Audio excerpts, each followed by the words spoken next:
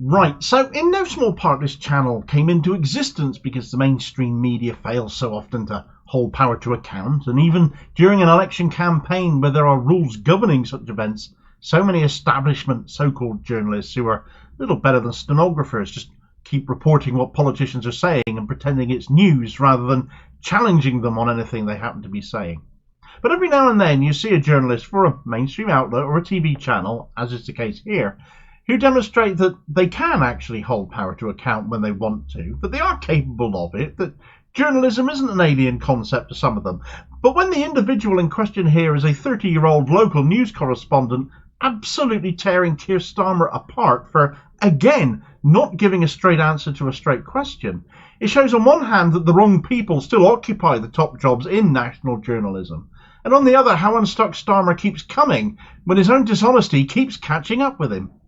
What would you do with the Bibby Stockholm and the asylum seekers on board if you're Prime Minister? Well, the thing we need to do in relation to asylum seekers is to make sure that we stop people climbing into boats on the northern coast of France. But what would you do with the barge across that's moored off Portland, currently housing a couple of hundred asylum seekers? Well, what would you do with that? That is evidence of the failure of the government. They are using barges, they're using hotels, it's costing the taxpayer an absolute But would you get rid of it? We cannot go on like this. Would you get rid of the barge? The moment what's happening is the number of people coming across the channel is at record numbers again, I think, today.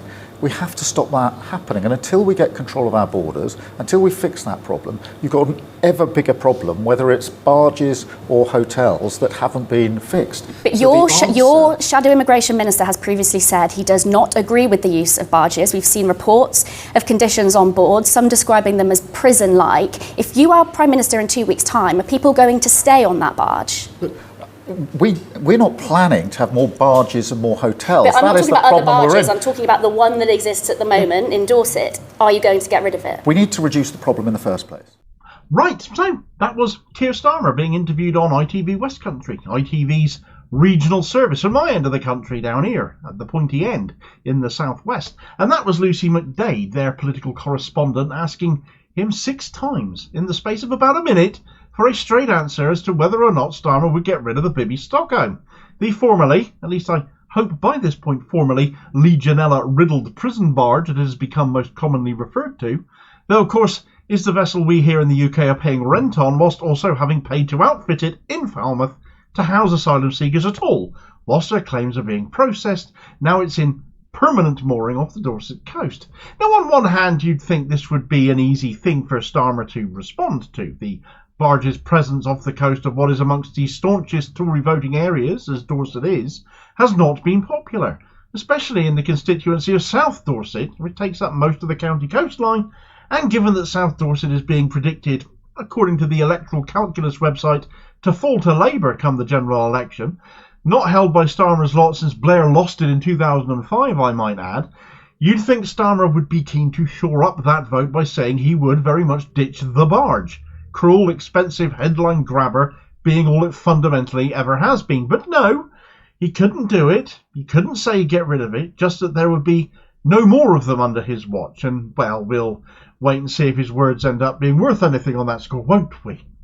Again, just like the other day when the screws were put on him by an ordinary member of the public on LBC, asking him whether or not he would have joined a government led by Jeremy Corbyn if Labour had won in 2017 or 2019, he couldn't answer a simple yes-no question as far as this barge was concerned either.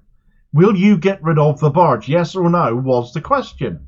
People in Dorset don't want it there. People around the country regard it as a symbol of Tory cruelty and failure, and treating people fleeing goodness knows what in an appalling manner. Because, as is evidently clear, the Tories thought it would win them votes and instead has lost them votes. Right where they've stuck it. So will you, Keir Starmer, commit to removing the accursed thing? Stop wasting public money on this pointless vanity project of insufferable nastiness and malice, and send it back from whence it came. Okay, I might have embellished a little bit there. Lucy McDade didn't go quite that far. What Starmer did say, however, was no better for him, and again it frankly echoed where the Tories have been and have failed on regarding the issue of migration and seeking asylum here in the UK, because all he basically did was copy Rishi Sunak in that regard. Stop the boats. Stop people getting into boats. And one of his election pledges, newsflash folks, he has a long track record of repeatedly not sticking to them, and effectively renaming Border Forces Border Command isn't going to stop desperate people attempting to come here, even if that means climbing into a tiny boat at the risk of their own lives, because people with nothing left have nothing left to lose either, and in their minds everything to gain by getting to a country they believe will be better for them.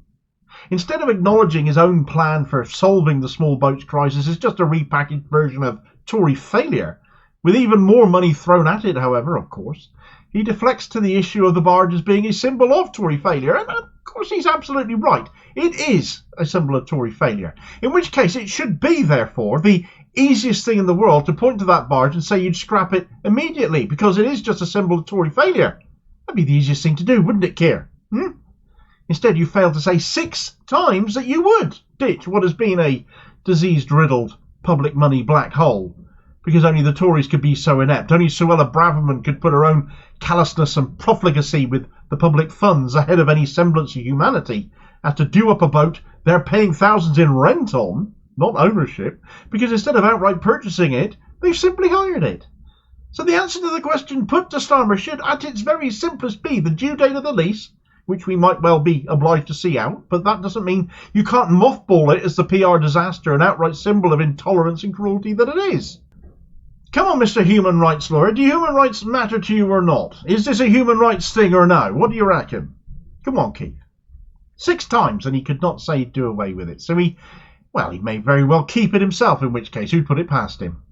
Twice more, though, he was asked, would he get rid of the barge? He just carried on answering the question he wished he'd been asked, though, not the one he was. And the answer, as ever, is a rote response that he's learnt. In this case, a rote response on migration. The Storm bot 3000 glitches once more. He just carried on talking about record-breaking numbers of boat crossings. That he thinks small boat crossings hit record numbers that day that interview took place. Well, that interview happened on the 19th of June, you might be interested to know, and it just so happens that the government publish all small boat crossing data on their own government website. And on the 19th of June, the number of crossings was exactly, 0. No boats, no migrants, no nothing. If he was looking at the day before, let's be charitable and imagine he was looking at the day before, there were 882 migrants crossing on 15 boats, but that is anything but the largest or record-breaking. For example, the 3rd of September 2022 saw 1,305 migrants cross in 27 boats. So even if he meant the day before, he's still being as dishonest as ever. We already have control of our borders, by the way, as well. That was his next nugget of Tory lightism, wasn't it? We never didn't have control of our borders. It's a Farageist nonsense to excuse much of the misery we all lived through, to point and blame it on migrants that they didn't cause. We have poverty crises. We have housing crisis. We have food crisis. But if you think some bloke from Eritrea or Afghanistan coming over last week in a boat was the cause of all of that, then you're soft in the head. But as an island, we have an enormous coastline, and people are prepared to risk their lives to reach us, frankly just hoping they land somewhere. And as a wealthy country, even though wealth inequality is amongst the worst in the world in the UK, that still makes us an attractive destination to these people. But then McDade confronted Starmer with the opinion of Starmer's shadow immigration minister. This is Welsh windbag junior Stephen Kinnock, son of Neil, who is on record as saying he wouldn't want to use them. Frankly, he'll do whatever Starmer tells him, though. Every Labour MP seems completely terrified of him at this point, fearing for their own position, their own seats, their own careers. I hardly think Kinnock's pips would squeak very much if Starmer told him to keep using the barge. And when put to him again, would he get rid of the barge, or would he keep using them, he could only whine that Labour are not planning on having more barges. Fundamentally, you will not get a peep out of Starmer saying he disagrees with Tory policy. He is positioning himself as simply not being leader of that most inept and corrupt administration in living memory as his path to power. But he has no intentions of actually doing things any differently, merely acting as though he's going to be competent at it. In that regard, he will do or say nothing that will lose him Tory votes that he may have attracted, and laughably, this strikes me as a lame attempt at trying to stop them bleeding away to reform UK as well, since it is their favourite policy area after all. The truth of the matter is many Tory voters will never ever vote Labour, no matter how big a Tory might lead them, because it's a tribal thing and a class issue for many of them. They'd rather go to Farage. He is their class. He comes from wealth. He went to one of the right schools, despite his flat cap wearing man in the pub shtick. And while Starmer seeks right-wing votes, he's losing others he's taking for granted, though the dangers there do seem to at last be becoming more apparent to him as legal threats against the author of the report evidencing Labour's hierarchy of racism because of what he has said have now emerged. Find out all about those threats and that story in this video recommendation here, and I'll hopefully catch you on the next feed. Cheers, folks.